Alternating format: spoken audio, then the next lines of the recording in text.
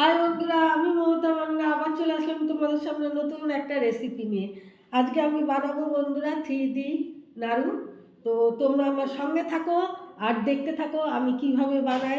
চলে আসো আমার সাথে বন্ধুরা। এই যে তাওয়াটা বসিয়ে দিয়েছি, এর মধ্যে আমি 1 কাপ আতপ চাল নিয়ে নিয়েছি। তো এর মধ্যে আমি দিয়ে দিব,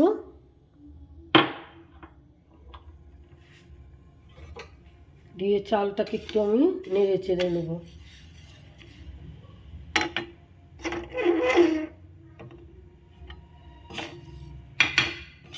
সুন্দর করে ভেজে নেব।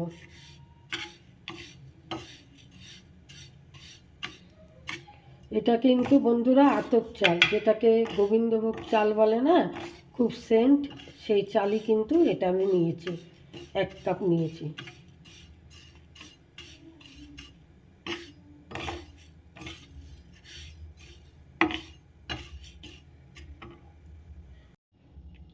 চালটা বেশ সুন্দর ভাজা হয়ে গেছে, দেখুন সুন্দর ভাজা হয়ে গেছে চালটা।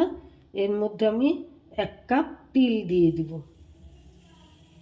তিলটাও এই চালের সাথেই আমি একসাথে ভেজে নেব।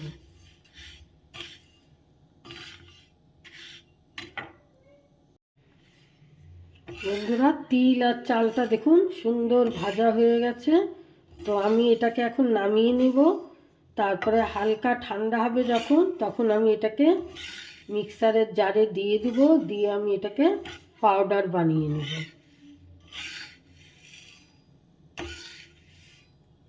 সুন্দর ভাজা হয়ে গেছে, ততক্ষণে ঠান্ডা হতে থাক।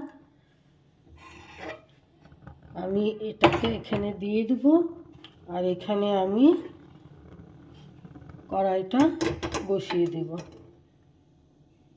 বন্ধুরা, তিল আর চালটাকে ভেজে ঠান্ডা করে এই জারের মধ্যে দিয়ে দিলাম, আর এখন আমি এটাকে পাউডার বানিয়ে নেব।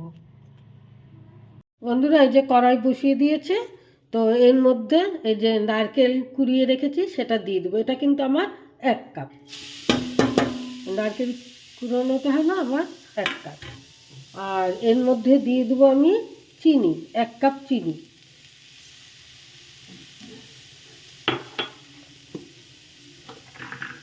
আর এই যে এটা সুন্দর গুঁড়ো হয়ে গেছে তিল আর চাল। তো এটাকেও আমি এর মধ্যে পরে ঢেলে দেব, এখন ঢেলে দেব না। এখন আগে এটাকে পাক হয়ে যাক, তারপরে আমি ওটাকে ঢেলে দেব। যখন এটা পাক আসবে তখন আমি ঢেলে দেব। এখনও পাক আসেনি, চিনিটা গলুক।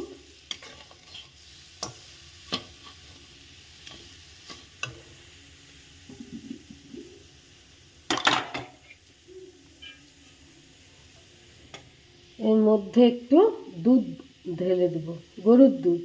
আপনারা আমুল দুধও দিতে পারেন, আমি গরুর দুধ দিয়ে দিচ্ছি। এটাও কিন্তু আমার মাপ হলো 1 কাপ। 1 কাপ।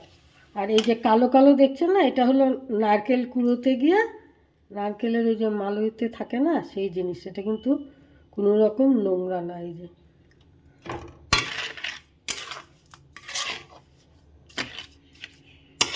এটা পাক হতে থাকুক। বন্ধুরা, এই যে চিনিটা গলে গেছে, একটু আঠা আঠা ভাব চলে আসছে, পাক টাইপ চলে আসছে।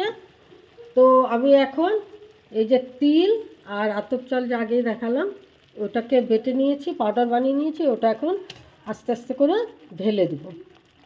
এই যে ঢেলে দিলাম। তো এখন এর সাথে আমি ভালো করে এটাকে মিশিয়ে নিব, নিয়ে নাড়তে থাকবো। বন্ধুরা, এই যে হয়ে গেছে। তো এখন আমি গ্যাসটা অফ করে দিয়েছি। তো কিছুক্ষণ পর আমি এটাকে করব, আগে ঠান্ডা হোক একটু, তারপরে করছি। পুরো ঠান্ডা হয়ে গেছে। তো আমি এখান থেকে নেব আর আস্তে আস্তে করে গোল্লা পাকাবো। এই যে এটা তো 2 হাত দিয়ে করতে হবে, 1 হাত দিয়ে তো নাড়ু পাকানো যায় না। তো আমি 1 হাতে যেহেতু ভিডিও মানে ক্যামেরাটা ধরে আছি বলে আমার অসুবিধা হচ্ছে। তো এইভাবে আমি বানাবো, তো আমি দেখিয়ে দিলাম। তো ভিডিওটা অফ করে তারপরে আমাকে সম্পূর্ণটা করতে হবে আস্তে আস্তে 2 হাত দিয়ে। তো আমি ভিডিওটা অফ করে সম্পূর্ণ নাড়ুগুলা মানে বানিয়ে তারপরে আবার আপনাদের সামনে আমি আসছি। ঠিক এইভাবে বানিয়ে নেব, কমপ্লিট হোক নাড়ু বানানো, তারপরে আবার আসছি। বন্ধুরা, রেডি হয়ে গেছে 3D নাড়ু। দেখুন কত সুন্দর হয়েছে। এর মধ্যে এলাচ গুঁড়োও দিতে পারেন, কিন্তু আমি দিই নাই। এলাচ গুঁড়ো ছাড়াই আমি করেছি, কিন্তু আপনারা দিতে পারেন। বন্ধুরা, রেডি হয়ে গেছে 3D নাড়ু। দেখুন কত সুন্দর হয়েছে, শক্ত হয়েছে, খেতে খুব টেস্টি হয়েছে। তো আমার এই রেসিপিটা যদি আপনাদের ভালো লেগে থাকে তাহলে প্লিজ লাইক, শেয়ার, কমেন্ট করবেন আর সাবস্ক্রাইব করে আমার চ্যানেলটার পাশে থাকবেন।